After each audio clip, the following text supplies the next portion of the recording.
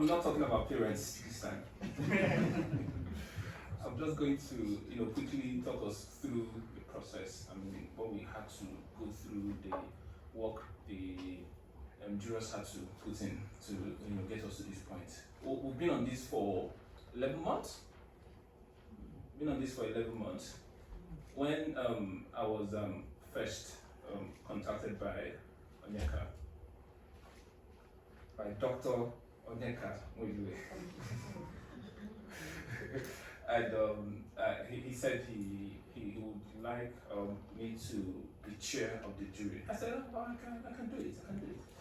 And when I got the names of everybody on the jury, I asked myself, can I still do this? Because there were just a lot of amazing people, a lot of prominent people who were not just older, but have achieved way more than I have in life, and the nerves were there. I said, oh, let's start.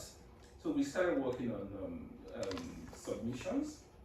First, we had a college from the James Currey Society read through all the submissions. We received hundreds of submissions, and eventually we had recommendations from the college saying, it's from this list, you now work and get a long list and get a short list.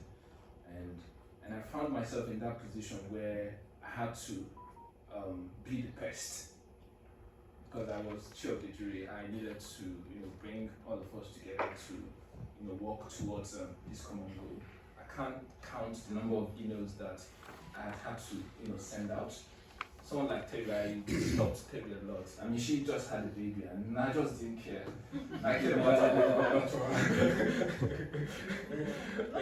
baby. I stressed on the living daylight out of Terry, but I appreciate her because she was very dedicated to the cause. She would call me up and would discuss the manuscripts. So, what do you think about this? I think this should have gone this way. I think the story should have been better. I think, this story there's no Africanness in it. It shouldn't even be here. so we had all these discussions, and I could remember waking some of us up because the jury members are from different countries and are based in different countries. We have people from South Africa. We had an Indian, Dr. Suraj, and we had people from Tanzania, Zimbabwe. We had Thomas. We had Aimo Sibe, and so on and so forth. We had all those people on the jury. At some point, I had to wake people up by 3 a.m.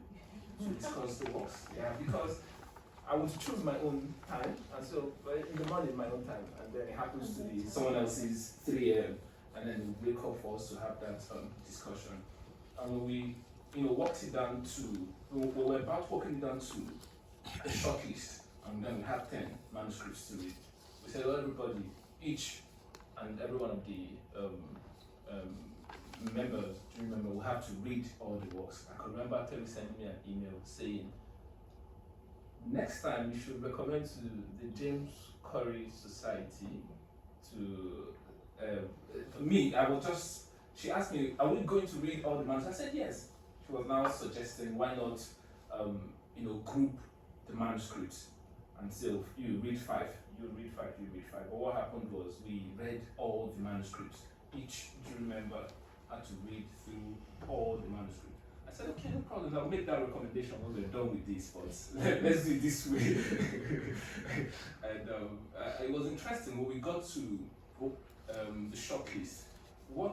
The interesting thing was when I received the review sheets of all the jury members, I got to understand that it was mostly the same stories that each jury member scored and given high scores to.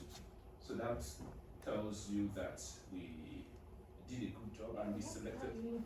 Yeah, it was mostly unified.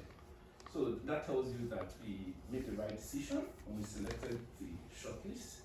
Terry sent me her review sheet, and then she had these well-detailed descriptions of the works and we had to use her descriptions to even discuss the books further. So it was like she was writing her own books about the shortlist. And it was interesting that when we now had the final meeting before we selected the winner, woke people up again by 3 a.m. Olukorede Ishao, he's based in the US. He was inside his car. He didn't want to disturb his wife and children. He left the house for them by 3 a.m. and then he was inside his car for that meeting. Yeah. And eventually we got to that conclusion to say this is the winner based on all the things we're looking out for. And I'm very happy that we made the decision that we made.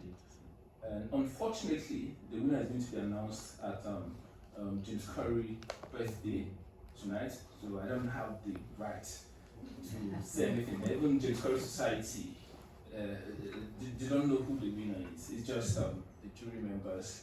But I would say something that has become sort of a cliche, and which is what everyone says before they hand an award to someone. Maybe because you want to manage human hearts and feelings, little sensitive things that can easily be broken. I'll just go ahead and say, because it's a cliche doesn't mean that it's not true. For you to be shortlisted for this award, you're already a winner. And that is the truth.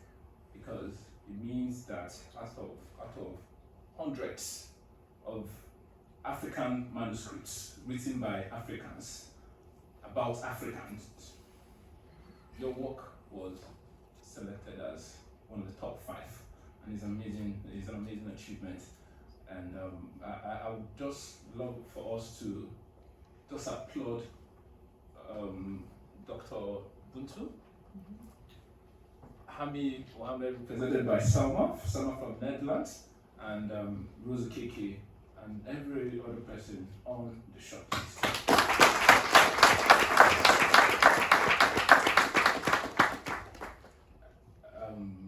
I have other people to thank, but I don't think this is the time for it.